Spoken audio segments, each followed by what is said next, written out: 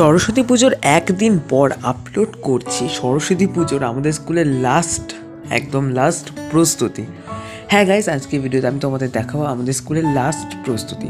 আমি কিন্তু স্কুলে মোবাইল নিয়ে যাইনি, তো অন্যরা ভিডিও বানাচ্ছে, অন্যদের ফোন থেকে ভিডিও বানিয়ে আমি আমাদের ফোনে শেয়ার করেছি। সো সবার ফার্স্ট ইন্ট্রোটা দিয়ে দিই। Hi guys, this is sheep and welcome back to my new blog. So কেমন আছো তোমরা? আই হোপ তোমরা সবাই খুব ভালো আছো। তো আজকে কী বিষয়ে ব্লগ বানাবো বলেই দিয়েছি, চলো ভিডিওটা স্টার্ট করি।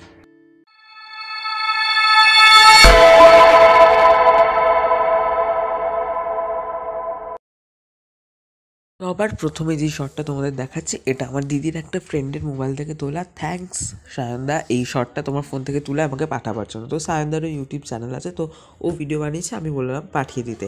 তো এইটা হচ্ছে আমাদের ঠাকুর আনার টাইমটা।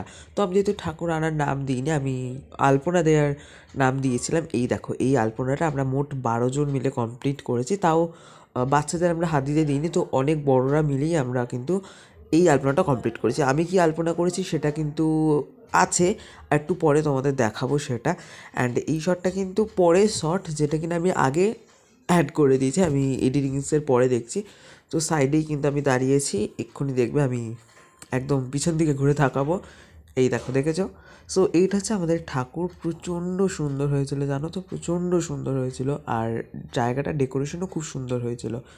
আলপনা দিয়েছি, বাট পুজোর দিনই আর স্কুলে যাওয়া হয়নি। তো পুজোর দিনেও অনেক মজা করেছি, সেইটারও আলাদা ভ্লগ আসবে, তোমরা দেখবে। বাট দেখেছো আমাদের এত পরিশ্রমের ওপর পায়রারা পটি করে দিয়েছে। আর এইটা কিন্তু আমাদের স্যার, এই স্যার আর একটা ম্যাম এইবারে সরস্বতী পুজোর দায়িত্বে রয়েছে। আর এই দেখো, এটা সরস্বতী ঠাকুরের সামনে একটা আলপনা ক্রিয়েট করা হচ্ছিলো, বাট লাস্টে ফেব্রিক শেষ হয়ে গেছিলো বলে ওই আলপনাটা ফুলফিল করা হয়নি, জাস্ট ওই কলকাতেই ছেড়ে দিয়েছিল।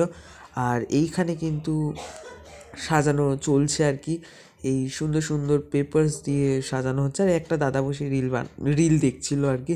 এই শটটাই সায়নদা নিয়েছে আর কি। আর ওই দেখো, যেই ম্যামটাকে দেখতে পেলে, উনি কিন্তু এইবারে পুজোতে দায়িত্ব রয়েছে।